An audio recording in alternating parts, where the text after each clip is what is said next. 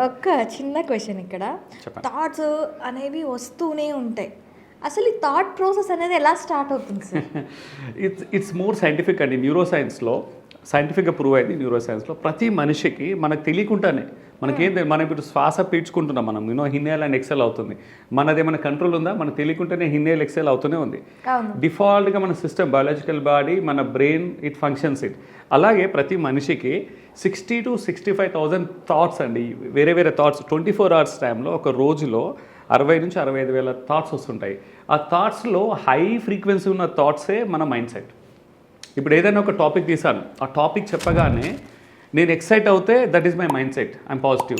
నేను భయపడితే భయభ్రాంతి అయ్యి నాకు అది నా వల్ల కాదు, నేను చేయలేను అనేది ఇట్ ఈస్ ఎంపవరింగ్. సో వాళ్ళకు భయాలు, ఫోబియాలు అలాంటివి ఏమైనా ఉండొచ్చు. సో ప్రతి విషయం పైన ప్రతి ఆస్పెక్ట్లో లైఫ్లో మన నమ్మకాలు ఏంటి, దాని పరంగా మన నమ్మకాలు ఏంటి, మన యాటిట్యూడ్ ఏంటి, మన కాన్ఫిడెన్స్ ఏంటి, మన విల్ పవర్ అంటాం కదా. Will power is nothing but your mind set. మన పాస్ట్ ఎక్స్పీరియన్సెస్ బేస్ మీద విల్ పవర్ అనేది తయారవుతుంది. తర్వాత ఇమోషనల్గా గట్ ఫీల్ అంటారు. ఈ రెండు తోడైతే మాత్రం వాళ్ళకి తిరిగి ఉండదు అసలు.